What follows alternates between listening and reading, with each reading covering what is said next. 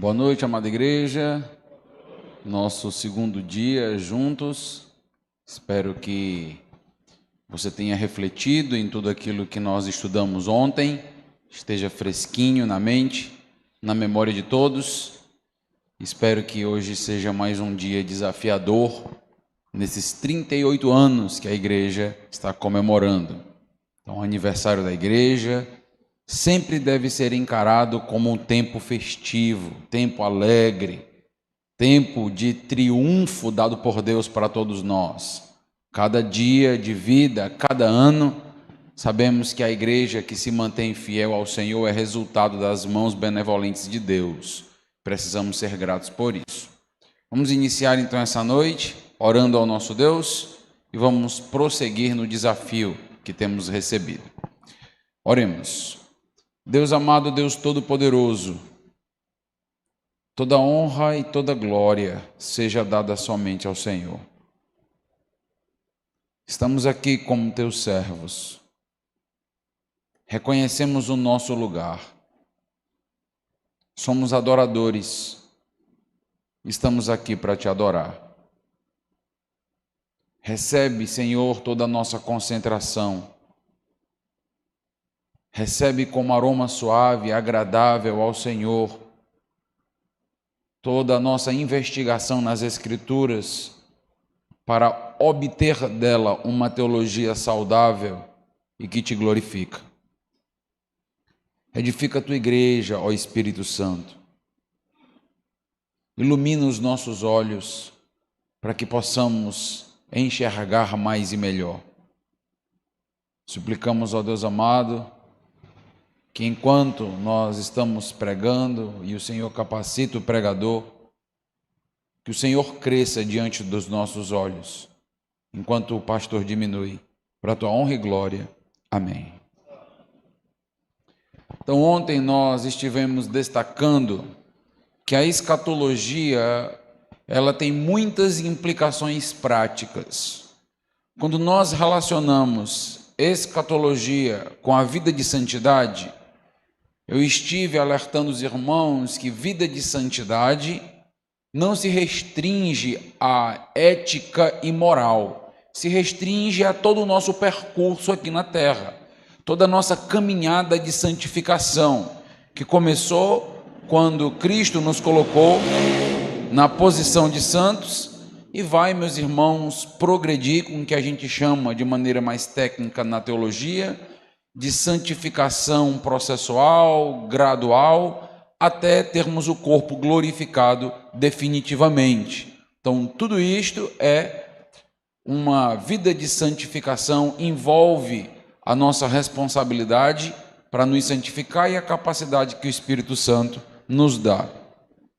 Nós não podemos cair no erro de acreditar que escatologia se restringe a um conteúdo abstrato.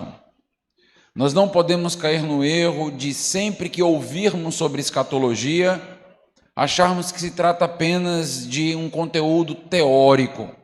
Nem mesmo, como eu adverti ontem, ter medo da escatologia, ter medo do livro de Apocalipse, ter receio de um livro que foi inspirado por Deus para nossa edificação e crescimento. Não se trata de uma mera ordem de eventos, mas na realidade, meus irmãos, a escatologia tem muitas implicações práticas e relevantes para todos os âmbitos e aspectos da vida da igreja. Na mensagem de ontem, por exemplo, estivemos destacando como a escatologia altera, aperfeiçoa, amadurece a nossa adoração. Como nós, como adoradores, ao perceber a imagem de Deus entronizado, todo aquele capítulo 4, onde temos a visão do trono, uma visão riquíssima, com várias descrições, como, meus irmãos, os céus abertos altera a igreja adorando, a igreja louvando e o nosso coração empenhado nesta adoração que não se restringe à música, como nós temos também dito. Vimos inclusive que se adoramos um Deus que é santo, santo, santo, o povo que adora precisa também ser santo. E esta é uma das principais implicações deste superlativo na adoração, no atributo de santidade. Estive dizendo para os amados irmãos, alertando que não se trata simplesmente de uma adoração passional, não se trata de mero emocionalismo no culto, não se trata simplesmente de demonstrações físicas corporais, onde fechamos os olhos, levantamos as mãos, porque muitas das vezes esse tipo de expressão acaba até mascarando uma vida hipócrita. Não é proibido isso. A Bíblia não nos proíbe em ter expressões corporais. Mas, meus amados irmãos, muitas das vezes julgamos espiritualidade de uma maneira muito artificial, muito superficial. E a adoração, ela começa no coração. Nós tivemos, inclusive, mencionando ontem o Salmo 51, versículo 17, que fala sobre a adoração que agrada a Deus. Hoje eu quero avançar mais um degrau dentro desta construção que estamos fazendo das implicações da escatologia na vida de santidade. Eu quero perceber com os irmãos uma outra cena. O livro de Apocalipse é repleto de cenas escatológicas. Nós vimos a cena do trono e hoje, meus irmãos, eu quero ver e meditar com os irmãos sobre a descrição belíssima, empolgante, que é feita a respeito do novo céu e da nova terra, e as implicações desta descrição tão bela para a nossa vida. Nós estamos buscando responder como o novo céu e a nova terra nos ajuda na nossa vida de santidade. Como o novo céu e a nova terra nos ajuda a passar pelos momentos difíceis da vida, sem que venhamos a pecar contra Deus, murmurando, reclamando, nos revoltando contra o Senhor e o seu plano. Então, entender a escatologia é um antídoto para acalmar e tranquilizar o nosso coração no meio da turbulência. Quando o plano de Deus se desenvolve, nós não entendemos e nós não compreendemos o que está acontecendo, em meio a catástrofes, em meio a perdas, em meio a luto, em meio a desemprego, em meio a filhos que nos decepcionam, casamentos destruídos, e nós tendemos a nos perguntar: por que, Senhor? E ter um coração amargurado. A escatologia, meus amados irmãos, nos blinda. A escatologia nos levanta como uma espécie de mão de Deus, erguendo o nosso queixo, para que possamos olhar para o plano de Deus na sua inteireza e não fiquemos presos a uma circunstância lamentável. Eu quero convidar os amados irmãos a ter essa percepção comigo, abrindo suas Bíblias no livro de Apocalipse 21. Quero convidar a amada igreja, os irmãos aqui têm o costume de ficar de pé na leitura pública, então quero convidar os irmãos a ficarem de pé. Apocalipse capítulo 21, a partir do verso 1.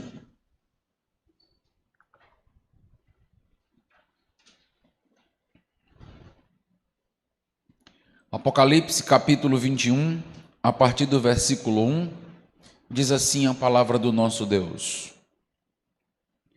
Vi novo céu e nova terra, pois o primeiro céu e a primeira terra passaram, e o mar já não existe. Vi também a cidade santa, a nova Jerusalém, que descia do céu da parte de Deus, ataviada como noiva adornada para o seu esposo. Então ouvi grande voz vinda do trono dizendo: Eis o tabernáculo de Deus com os homens. Deus habitará com eles. Eles serão povos de Deus, e Deus mesmo estará com eles. E lhes enxugará dos olhos toda lágrima, e a morte já não existirá. Não haverá luto, nem pranto, nem dor, porque as primeiras coisas passaram. Podem sentar.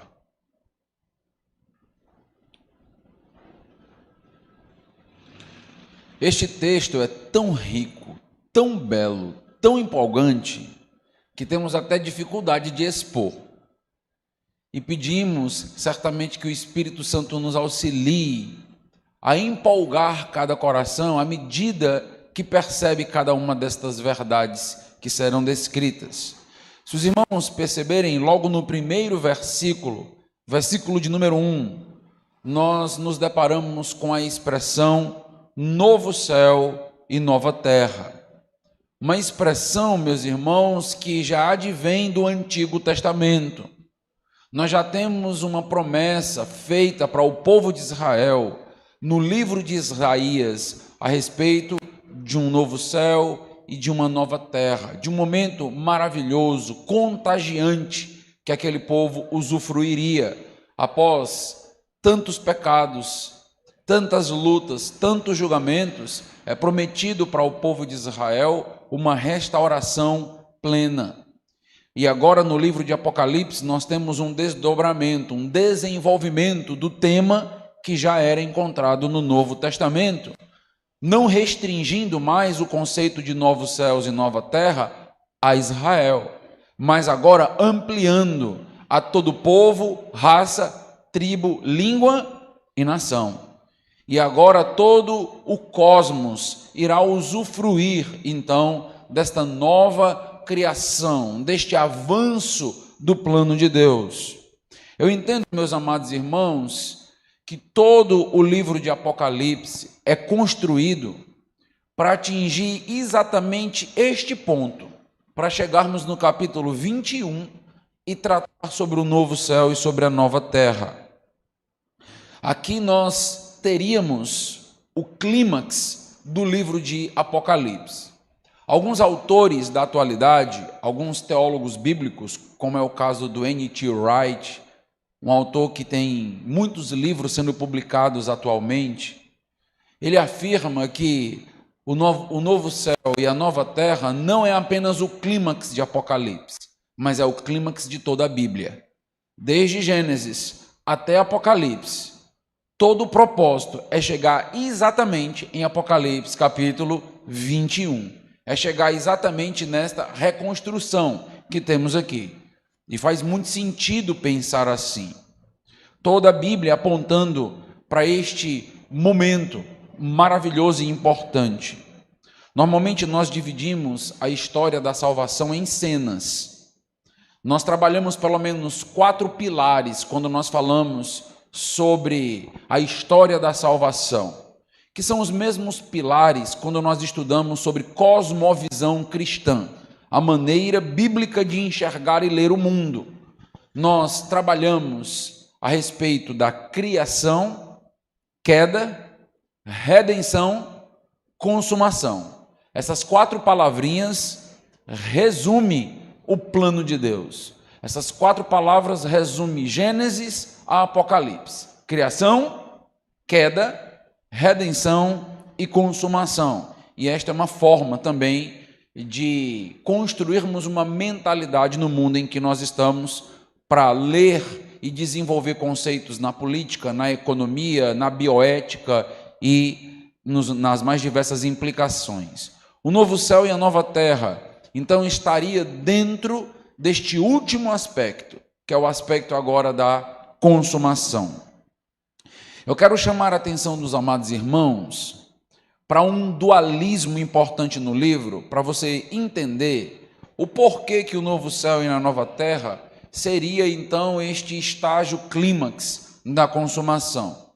Eu gosto normalmente de explicar isto, tentando facilitar para os irmãos, com a imagem de uma câmera. Quando nós estamos filmando algo, ou através do celular, ou através de um outro equipamento. Apocalipse, meus irmãos, ele vai descrever algumas cenas. Em alguns momentos, ele está descrevendo uma cena muito geral, uma espécie de lente grande angular na máquina fotográfica. Então, percebendo toda a cena, captando toda a cena, a grandeza da cena. como se a filmadora ou ali o seu celular estivesse, então, agora de uma maneira panorâmica, trazendo uma ideia bem geral, uma visão macro. Em outros momentos, o livro de Apocalipse, ele dá um zoom, algo que está muito comum, porque hoje nós usamos muito este recurso no celular. E aí ele vai dar um zoom agora em personagens. Então nós estamos fazendo uma grande descrição, por exemplo, a partir de Apocalipse capítulo 6, dos selos. Os irmãos lembram dos 7 selos que serão abertos. Capítulo 5 de Apocalipse, só um é digno de abrir o selo: o leão da tribo de Judá, o cordeiro que entregou sua vida por nós. Ele começa a abrir os selos e nós começamos a entender tudo aquilo que está para acontecer e ocorrer no plano do Senhor. Então ele faz uma descrição macro, de repente a câmera focaliza em um grupo que é caracterizado e descrito como 12 mil de cada tribo. Então agora os 144 mil selados. E depois ele abre novamente a cena. E ele vai fazendo esse efeito o tempo todo no livro de Apocalipse. Ele abre, daqui a pouco ele focaliza nas 2 testemunhas. Ele abre, daqui a pouco ele vai focalizar no falso profeta. Ele vai abrindo a cena, ou anticristo, e assim por diante. Então este efeito panorâmico e zoom está acontecendo o tempo inteiro no livro de Apocalipse. E eu preciso, à medida que eu vou lendo o livro de maneira cronológica, entender que também a leitura é lógica. É lógica no sentido de perceber que esta mudança de uma imagem em cena panorâmica para uma imagem em cena com zoom, não necessariamente está avançando cronologicamente, mas está muitas das vezes me descrevendo a mesma cronologia com uma ênfase, com um detalhe diferente. Eu estou em determinado momento da grande tribulação e o autor vê a necessidade agora de nos levar, nos dar um zoom para um personagem, para um momento importante, e depois ele dá continuidade na cronologia. Então o livro de Apocalipse não é uma cronologia simples, por isso que ele é difícil, por isso que ele é complexo, porque ele tem então estes efeitos que eu preciso perceber. Então, dentro de um mesmo cenário, dentro de um mesmo momento, ele deseja me apresentar agora uma mulher, por exemplo. Então ele começa a fazer uma descrição de uma mulher com 12 estrelas e assim por diante. O que é aquilo? Aquilo ali é o efeito zoom. Agora eu tenho um personagem que eu quero que vocês entendam dentro do cenário que eu estou construindo. E depois ele avança novamente. Então essa é a primeira cautela que você deve ter ao ler o livro de Apocalipse. Quando a cena é panorâmica, o avanço é cronológico, e quando nós estamos diante de um efeito zoom, de uma ênfase de um personagem, de um grupo e assim por diante. Então você precisa começar a ler o livro de Apocalipse tentando fazer esse tipo de percepção. Eu marquei toda a minha Bíblia assim. Então eu marquei sempre destacando. Aqui eu tenho um quadro panorâmico. Aqui eu tenho um efeito zoom. Aqui voltou para o quadro panorâmico. E assim eu consigo ter a visão do todo. Mas existe um outro efeito também. Por isso que é complexo. Qual é o outro efeito? É um efeito, meus irmãos, de um movimento não apenas horizontal com um zoom, mas agora um efeito vertical, um dualismo que acontece durante todo o livro. É como se a câmera fizesse o seguinte: em alguns momentos ela está filmando todos os irmãos aqui, e é bonita a imagem, os irmãos são bonitos aqui, daqui de cima. Então essa imagem, de repente, eu vou dar um zoom para filmar um detalhe, um destaque do pastor Figueiredo. Destaco. Aí eu faço o zoom de volta e agora eu vejo de novo os irmãos. Então esse efeito aqui, agora eu destaco um outro irmão da igreja e volto. Estão entendendo? Estão comigo? Isso é o livro de Apocalipse. O outro efeito é 2 cenas paralelas. Então, você vai perceber agora um movimento, meus irmãos, que nós classificamos como esse movimento vertical, onde eu estou lendo as Escrituras e, de repente, a descrição é da terra. Você continua lendo. Se você não perceber, você vai ler o céu achando que é a terra, porque a cena mudou. Então você lê a terra, uma descrição da terra, avança no livro, descrição do céu, descrição da terra, descrição do céu, descrição da terra, e assim esse dualismo céu e terra vai sendo construído durante todo o livro. Só para os irmãos terem uma ideia, por exemplo, quando nós abrimos no capítulo 1 de Apocalipse, então nós temos ali João recebendo uma visão do Cristo glorificado. Então desce sobre João uma visão, e agora os céus estão abertos, e ele está inclusive fazendo uma descrição do Jesus glorificado. Os irmãos lembram? Cabelos brancos, olhos como tochas de fogo. Os irmãos estão lembrados desta descrição. Pronto, ele está diante de uma visão celestial. Se os irmãos saem do capítulo 1 e vão para o capítulo 2 e 3, nós temos agora uma visão do céu ou da terra? Da terra. Estava no céu a câmera, filmando lá em cima, os bastidores celestiais. De repente a câmera agora baixou, está filmando as 7 igrejas do Apocalipse, cada uma delas. Quando você avança, meus irmãos, para o capítulo que nós estudamos ontem, capítulo de número 4 do livro de Apocalipse, qual é a cena? É uma cena terrena ou uma cena celestial? Celestial. O que foi que aconteceu com a câmera? Voltou para o céu. Capítulo 5, a câmera permanece no céu. Se você vai para o capítulo 6, os primeiros 4 selos começam no céu e eles vão descendo e vão filmando o que está acontecendo na terra, que são os 4 cavaleiros, lembra? Então os 4 cavaleiros, aquilo que vai acontecer aonde? No céu ou na terra? Na terra. Quando você avança um pouquinho, você vai para o 5º selo. O 5º selo descreve o clamor dos mártires. Eles estão debaixo do altar, clamando: até quando, Senhor? Até quando o Senhor não irá punir os injustos, trazer justiça? A visão do altar é no céu ou na terra? Céu, já foi para o céu de novo. Estão percebendo? Então esse movimento aqui no livro de Apocalipse acontece o tempo inteiro. 5º selo, céu. Se você vai para o 6º selo, sabe o que acontece? A câmera desce para terra. Ou seja, se o pastor estiver pregando e você cochilar, antes de você dormir você estava na terra. Quando você acordar, você está no... Por isso que você precisa estar atento. Que bom que fosse o céu mesmo, né? Fomos arrebatados e estivéssemos lá, né? Mas já pensou se você está no céu, aí o pastor começa a pregar, você cochila e de repente você está na terra? Então você precisa ler o livro de Apocalipse assim, com esse tipo de percepção. Aí você vai entender o desenvolvimento, o desdobramento, o que acontece no céu, o que acontece na terra, as implicações do céu na terra. Por que isso é importante, meus irmãos? Porque eu estou mostrando uma tensão. Que tensão? O livro descreve céu, terra, e assim ele vai avançando. Céu, terra, o juízo, os selos, os cálices, as trombetas, a volta de Jesus, o juízo na terra, então o Armagedon, Jesus volta, as mortes acontecendo na terra. O livro inteiro de Apocalipse é uma tensão, céu e terra. Sabe quando é que isso se encerra? Capítulo 21 de Apocalipse. Agora nós temos céu e terra unidos. Acabou a tensão. Não tem mais, meus irmãos, agora, esta câmera tendo que nos diferenciar das cenas. Agora o céu e a terra finalmente estão unidos, estão juntos.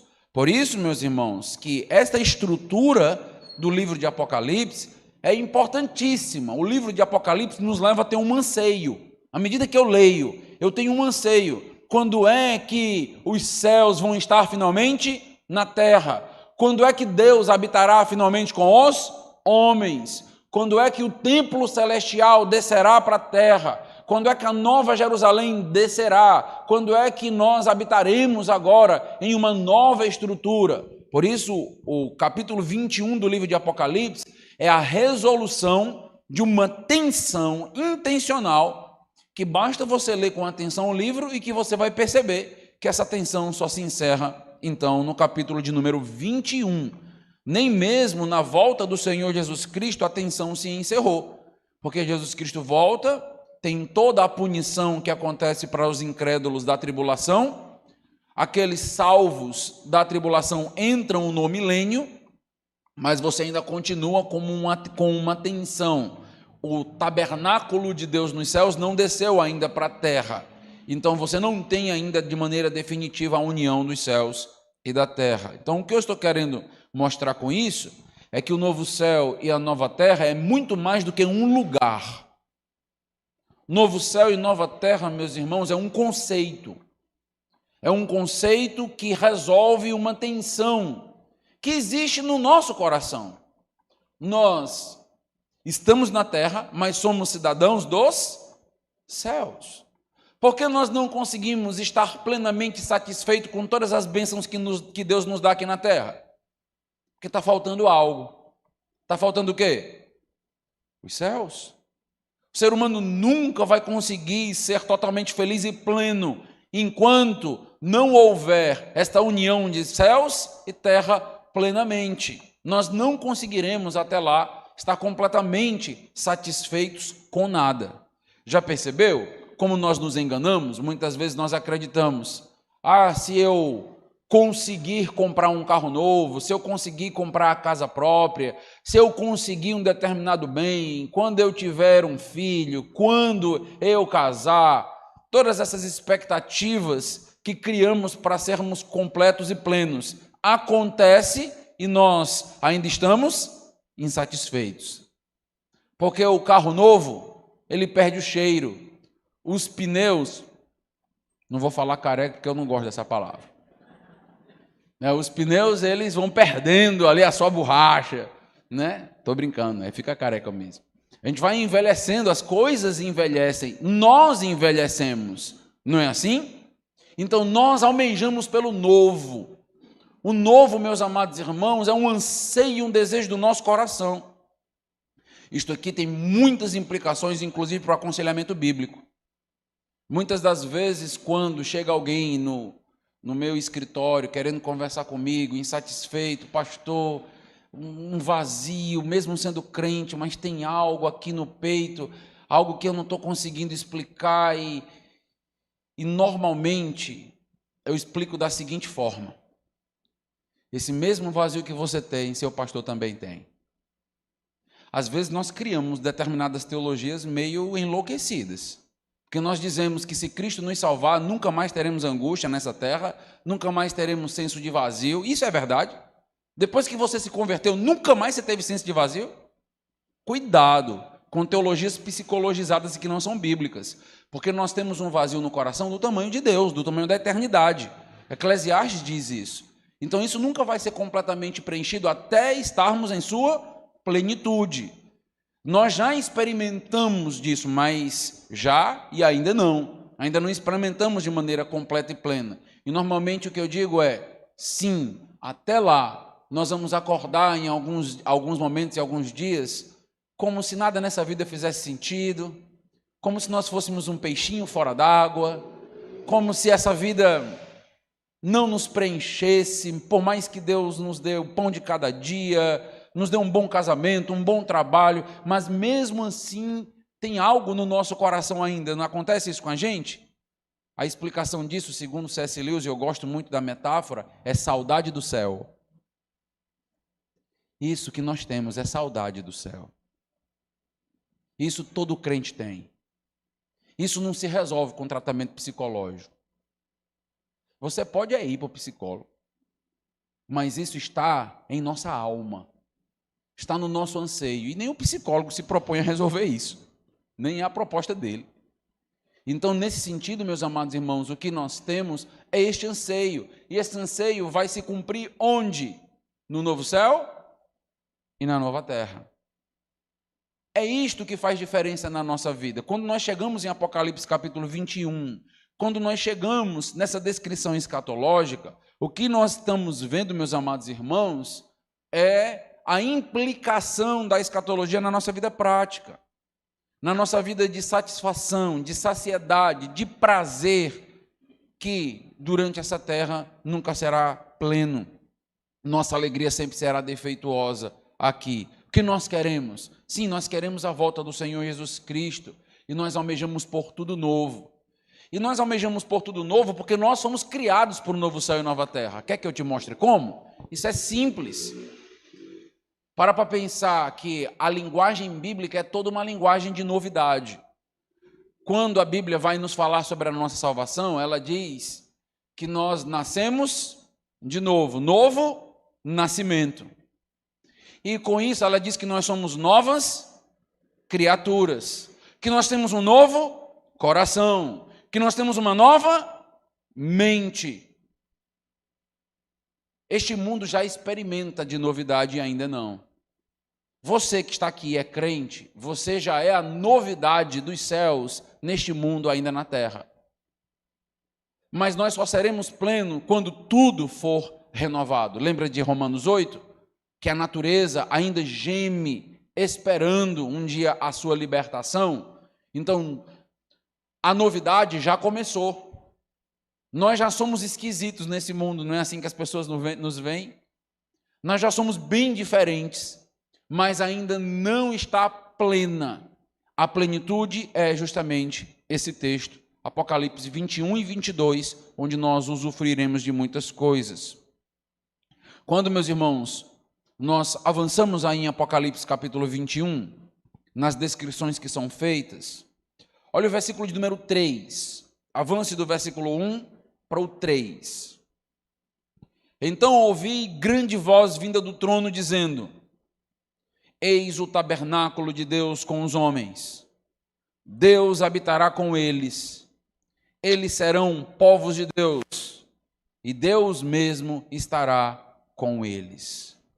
Nota a ênfase do texto, olha a repetição. Eis o tabernáculo de Deus com os homens, Deus vai habitar com eles, serão povos de Deus, Deus mesmo estará com eles. Meus irmãos, toda a cena da descrição do novo céus e da nova terra, toda a cena da descrição da nova Jerusalém, deve perder para nós o seu valor diante deste versículo. Este versículo é o centro de toda a descrição feita em Apocalipse capítulo 21. É isso que nós ansiamos, é isso que nós queremos. Isto significa usufruir de novo céu e de nova terra. Quando nós pensamos nesta novidade de vida no novo céu e nova terra, o que nós queremos é usufruir da presença de Deus. Isto é o céu para nós. O céu para nós é Deus, é a presença de Deus, é habitar com Ele, é estar com Ele agora para todo sempre. É isso que nós almejamos, é isso que nós devemos ansiar todos os dias, a presença de Deus. Ter uma comunhão íntima com o Senhor, é isto que o teu coração almeja e deseja. É isso que está faltando no nosso peito, porque por mais que tenhamos comunhão com o Senhor, perceba que nós sempre queremos mais, não é verdade? Parece que a comunhão com o Senhor nunca está plena em nós. Ainda mais porque tem dias que nos sentimos mais perto do Senhor e tem dias que nos sentimos mais longe. Tem dias que oramos e parece que estamos no colo do Senhor. Já experimentou isso? As descrições sobre a intimidade do Senhor na vida do povo de Deus durante 2000 anos são belíssimas. David Brenner, um grande missionário entre os índios, que escreveu um diário, ele tem descrições belíssimas, onde ele diz, existem dias que nós estamos orando na presença de Deus, que se nós pudéssemos, nós congelávamos o tempo e não saímos dali. Porque nós sentimos ali essa presença do Senhor confortante, consoladora, é uma presença diferenciada. Em outros momentos, tem mais aridez na nossa vida. Em outros momentos, nós oramos e até às vezes brincamos uns com os outros, né, que a nossa oração não está passando nem do teto. Sim, está passando do teto, mas o nosso coração é enganoso. É a nossa percepção. Deus não se afastou, mas nós não conseguimos percebê-lo da maneira correta o tempo todo. da mesma maneira. E este é o nosso grande anseio. Você será plenamente feliz e realizado numa intimidade plena e total com o Senhor. É isto. Nada mais, nada menos. Qualquer outra coisa, meus irmãos, que não seja desejar o Senhor, desvirtua o conceito de céu, entende? Qualquer outra coisa que não seja aproveitar da presença dEle em plenitude de adoração, louvor, entregando para Ele toda a nossa gratidão, é um desvirtuar do céu. Por isso que o versículo de 3 é tão importante, porque é, de fato, o que vai nos satisfazer e é a grande notícia. Qual é a grande notícia? Nós estamos prestes, dentro da caminhada escatológica, no avanço do plano de Deus, a estar plena e totalmente na presença do nosso Deus, habitando com Ele eternamente na glória. E, meus amados irmãos, quando nós pensamos nisso, nós entendemos que a nossa vida aqui na Terra, 60, 70, 80, 90 anos, comparado com o que nós usufruiremos por toda a eternidade, é só um período que nós temos que continuar resistindo, que nós temos que continuar com a cabeça elevada. Nós não precisamos de autoajuda para estarmos bem, nós precisamos de escatologia, de teologia. Nós não precisamos desse besterol que tem sido utilizado para levantar o povo de Deus em momentos de dificuldade, onde é dito muitas vezes para você: não fica assim, vai dar certo, você pode, você consegue. Que teologia é essa? Ridícula, pobre. A nossa forma de consolar uns aos outros é: levanta a cabeça, meu irmão, olha para a glória, olha para os céus. Sim, está doendo, estamos sofrendo, não vai ser fácil. Os irmãos lembram dos heróis da fé, perderam a vida servindo ao Senhor. Se entrássemos numa galeria daquela, poderíamos imaginar cada um desses quadros com o nome de um daqueles personagens, com uma história daqueles personagens, e à medida que nós avançássemos, nós viríamos outro, morto. Homens que sofreram, mulheres que padeceram, mas com uma expectativa. Qual era a expectativa de Abraão? A cidade celestial. Essa era a expectativa. É isto que nos conforta, meus amados irmãos, saber que tudo aqui é temporário. Até mesmo as coisas boas da vida não se comparam com a presença do Senhor eternamente. Às vezes nós olhamos para a descrição do céu e dizemos: mas eu não vou ter algumas coisas aqui da terra, né? Então, a descrição do céu parece não contemplar alguma das coisas que nós gostamos aqui. Nós não temos a descrição plena dos céus. A proposta aqui não é trazer a descrição plena em Apocalipse. Às vezes a gente fica com aquela curiosidade: não vai ter tecnologia no céu? E isso e aquilo, e não vai ter aquela comida que eu gosto, aquele detalhe. Meus amados irmãos, vai ter Deus. Vai ter Deus. E quando nós estamos diante de algo grandioso e que o nosso coração almeja com toda a força, nós perdemos até a fome. Ou não é assim? Nada mais vai ter graça para nós. Somente Deus. E isto tem que começar a mudar a nossa vida agora. A escatologia precisa afetar o nosso anseio agora, não apenas no momento do problema e da dificuldade, levantando os nossos olhos, nos ajudando a passar pelo problema, mas, meus irmãos, começando a perder o paladar, o tato, o olfato, o sabor das coisas aqui da terra. Isso precisa começar a perder a atratividade para nós. Quanto mais anos nós temos, mais limites nós vamos tendo no próprio corpo. Ao mesmo tempo que isso é uma dificuldade grande para aqueles que vão ficando na terceira idade, pode perceber que eles também vão se desapegando de muita coisa. Já perceberam isso? Eles começam a dar as coisas para os filhos, para os netos. Às vezes os filhos querem uma casa melhor, um carro melhor. Diz, não, tá bom demais, estou satisfeito. E os filhos não entendem. Eles olham e dizem, mas pai, mas mãe.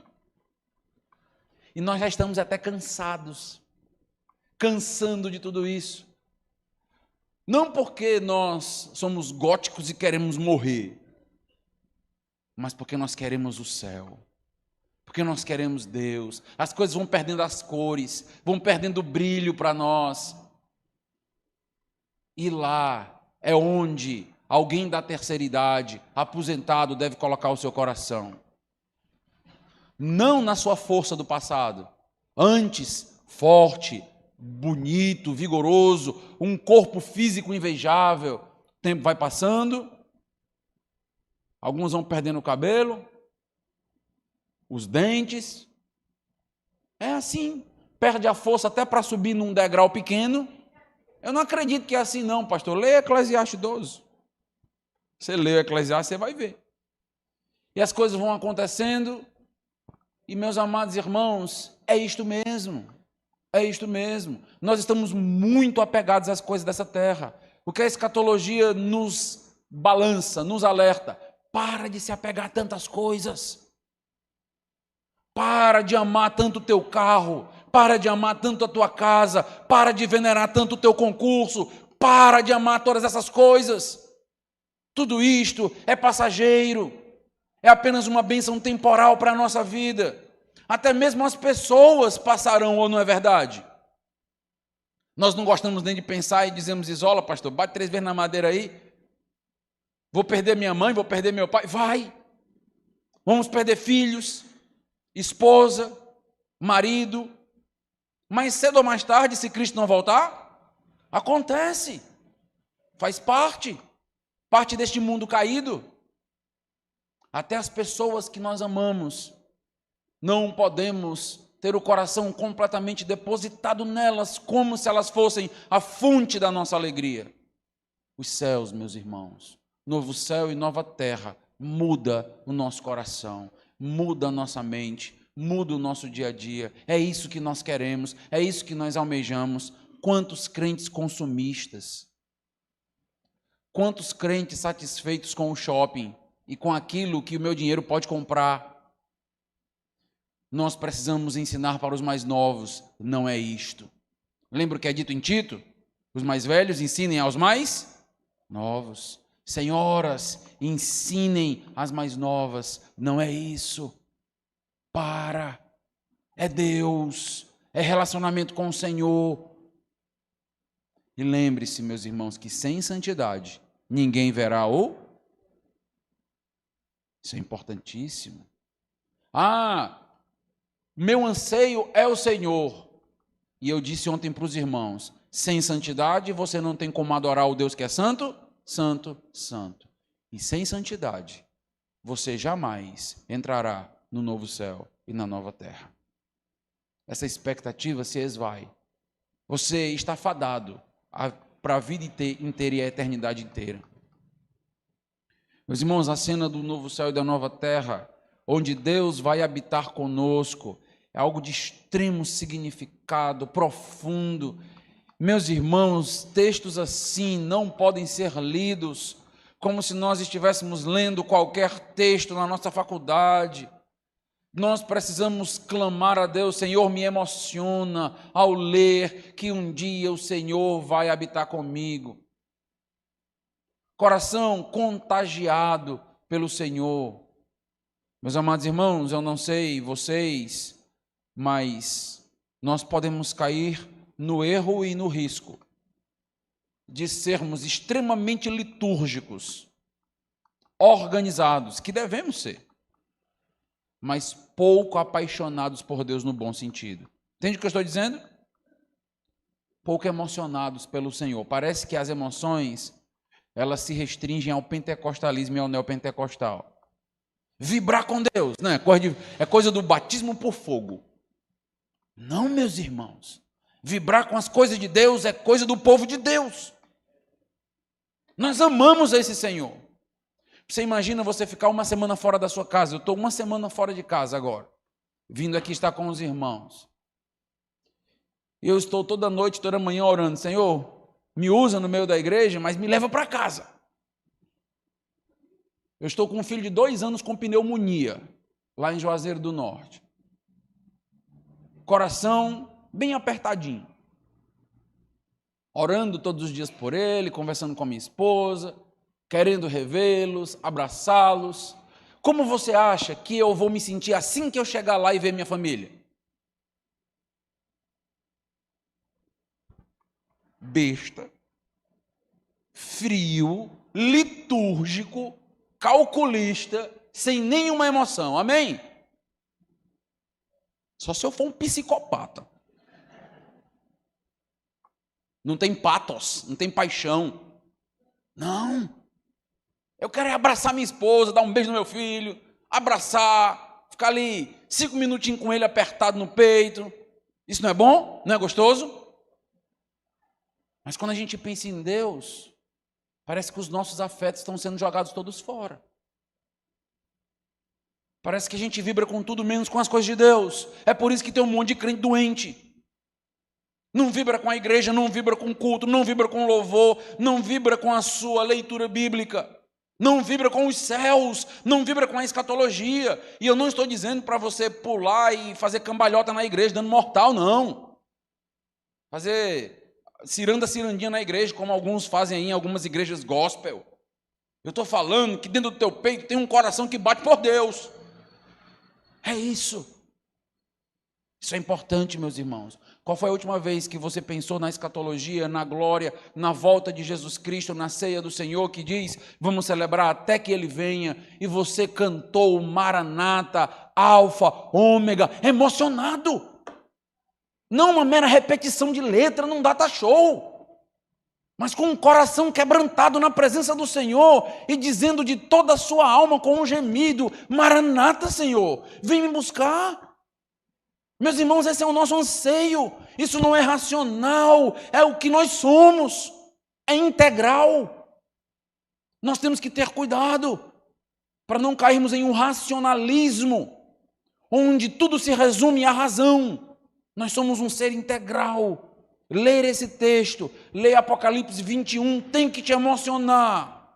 Você tem que parar na sua leitura bíblica. E talvez essa página da sua Bíblia, ela já está inchando na Bíblia. Sabe quando a gente molha a Bíblia, que cai na chuva, que ela começa a inchar? Mas ela não está inchando porque ela ficou na chuva, está inchando com as tuas lágrimas. Lendo, as lágrimas caindo.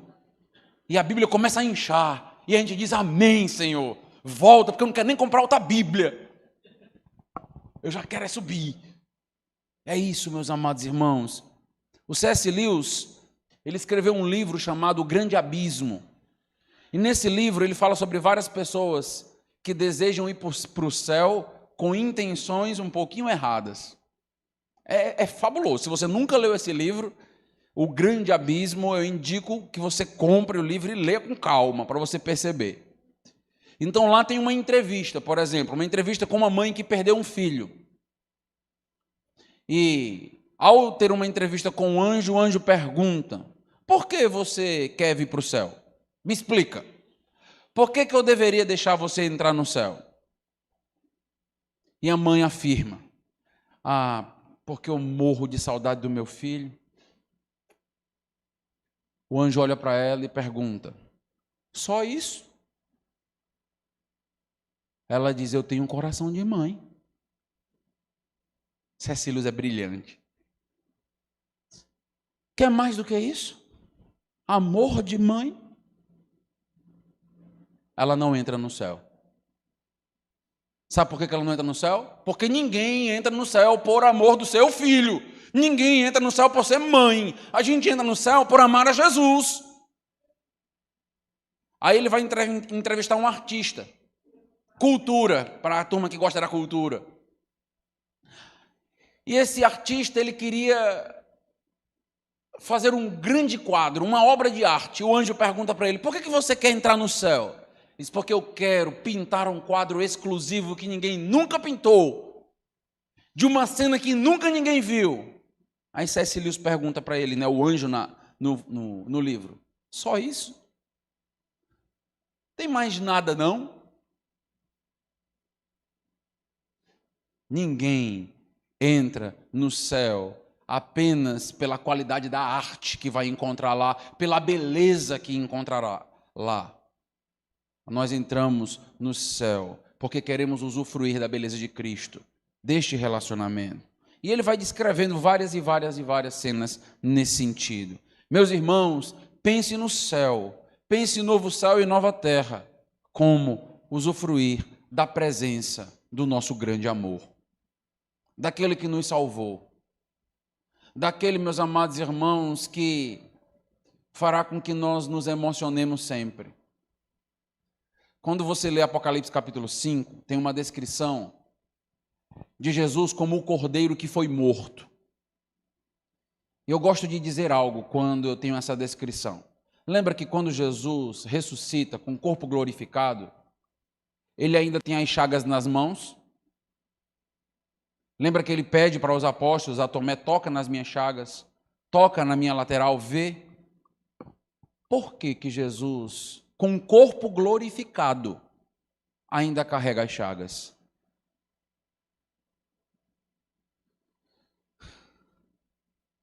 Meus irmãos, nós estaremos eternamente olhando para aquelas chagas e entendendo, foi por mim.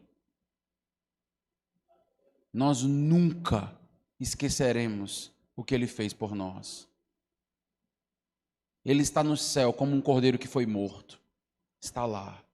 Nós olharemos e não ficaremos mais tristes, mas nós olharemos e o nosso ânimo e o nosso vigor e a nossa gratidão vai se renovar por toda a eternidade na presença dele, porque nós olhamos e lembramos, fui eu que fiz isso. Foram os meus pecados que feriram o meu Senhor. E nós, meus irmãos, usufruiremos de perdão, e perdão, e perdão, eternamente, sem nenhum merecimento. É por isso, meus irmãos, que nós não nos cansaremos de cantar na glória, de adorar na glória. Porque a nossa mente vai ser vívida a respeito do tamanho do amor de Deus por nós.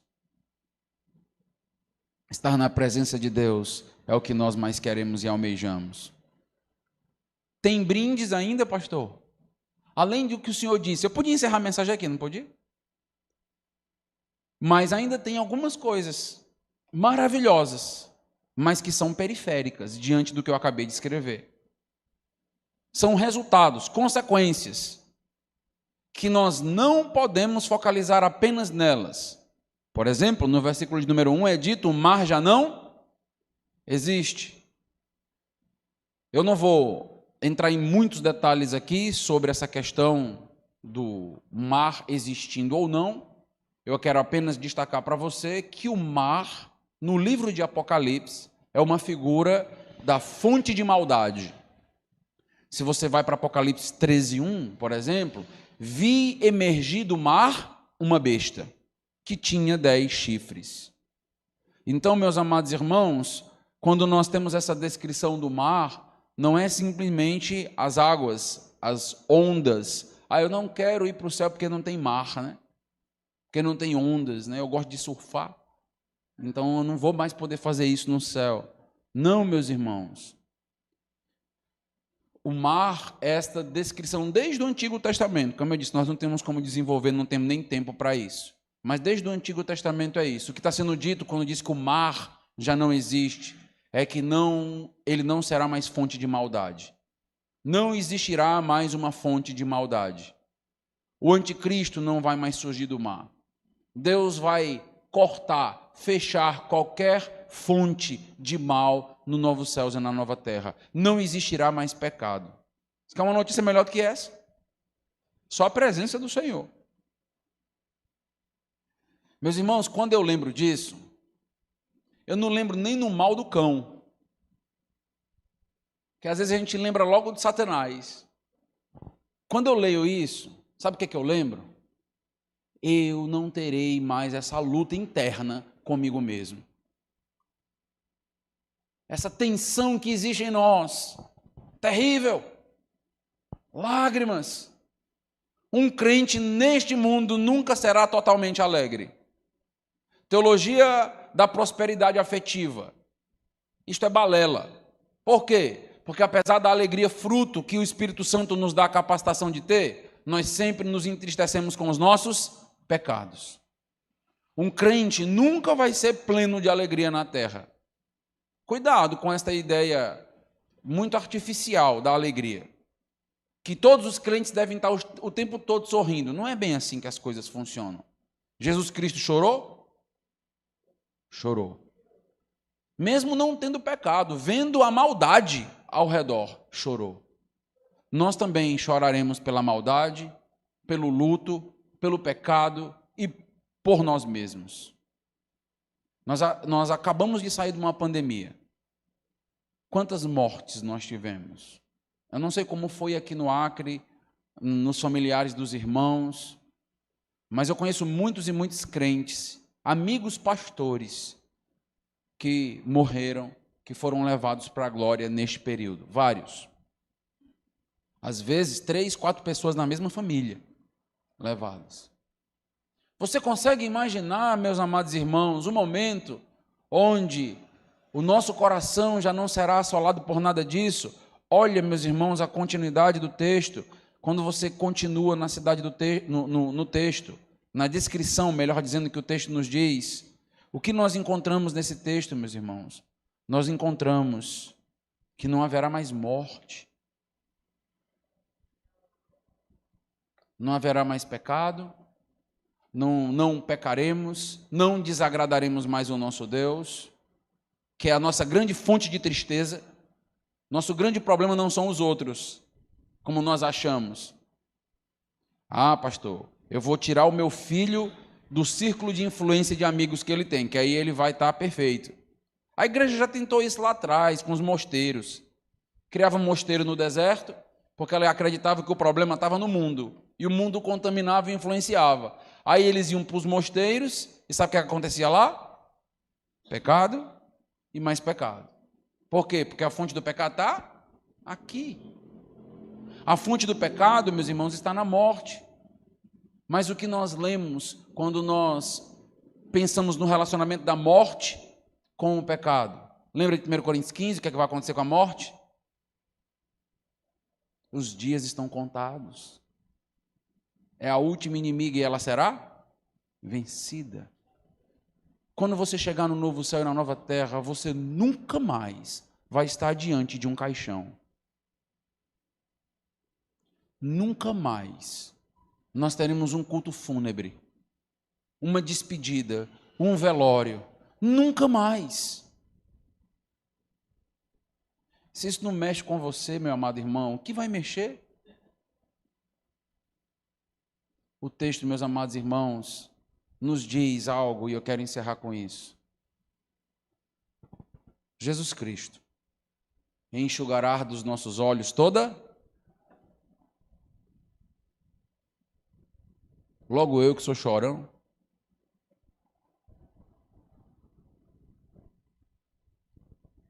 As nossas tristezas, meus irmãos, o coração abatido diante de tantas coisas terríveis neste mundo, orando às vezes diante do Senhor, em prantos, em lágrimas, lutas na alma, muitas das vezes depressão profunda, crentes lutando bravamente, aguerridamente nesse mundo até o fim. Mas, meus irmãos, quando nós chegarmos na presença do nosso Senhor, nós seremos completamente confortados e consolados. Nada mais. Você não vai mais nem ficar ouvindo, olha, não chore, porque Jesus Cristo enxugará nossas lágrimas. Ele será o nosso conforto. Nós não passaremos por mais nada disso.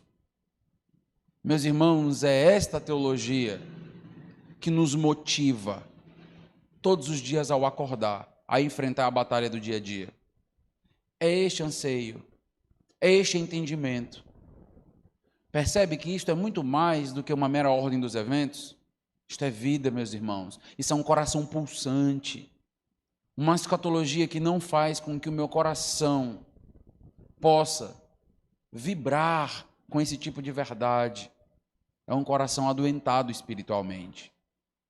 Nós precisamos, meus amados irmãos, de escatologia para termos a devida motivação para continuar dia a dia, mesmo mediante funerais, lutos, problemas, depressão, dificuldade, e a maneira de superarmos tudo isso.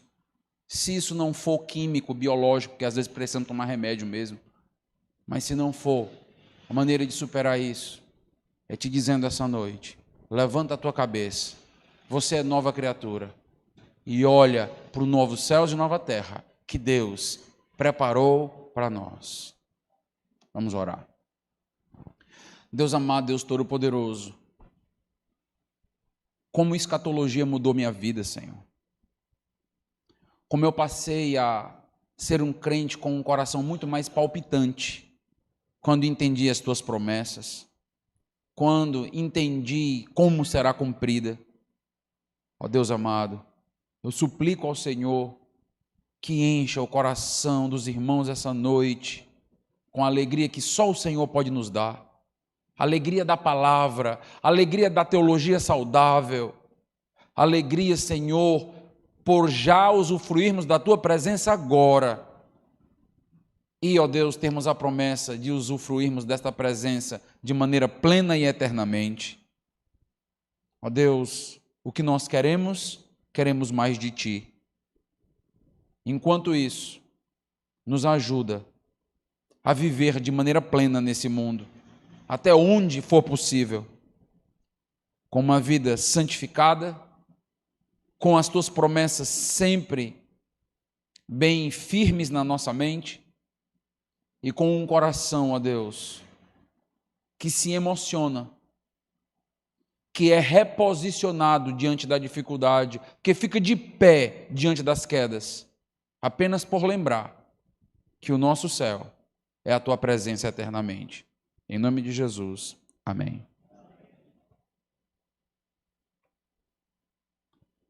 Vou passar a palavra para o pastor Figueiredo. Eu só queria pedir que os amados irmãos estivessem orando pelo meu filho e também queria desafiar os irmãos a convidar para amanhã à noite, para o culto de amanhã à noite, amigos, familiares, incrédulos. A mensagem é evangelística de amanhã à noite, a escatologia influenciando na nossa santidade e na obra missionária. Então convida pessoas para ouvir a palavra e esteja já orando por aquilo que Deus pode fazer. Tá bom? Deus abençoe.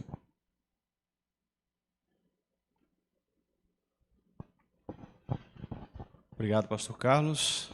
Louvamos a Deus pela palavra, pelo desafio e que o Senhor nos conceda da sua graça para que possamos acolher em nossos corações a verdade do Senhor e sermos moldados conforme a sua vontade.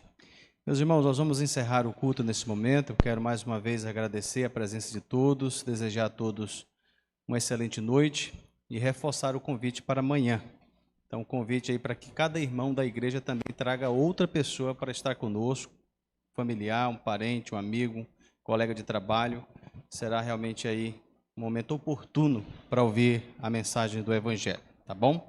E também queria avisar que após o término desse culto, nós serviremos um lanche aqui ao lado, que é fornecido aí, que é organizado pela sociedade masculina desta igreja. Ontem foram os jovens, hoje é a sociedade masculina. Então, ao lanchar, lembre de agradecer a Deus também pelos homens dessa igreja, né, e que Deus continue abençoando esse ministério, tá bom? Vamos louvar a Deus com esse último cântico e em seguida nós encerraremos a nossa programação. Vou pedir ao pastor Carlos que ao término do cântico coloque a porta também para receber os cumprimentos dos irmãos. Deus abençoe. Vamos louvar o nosso Deus.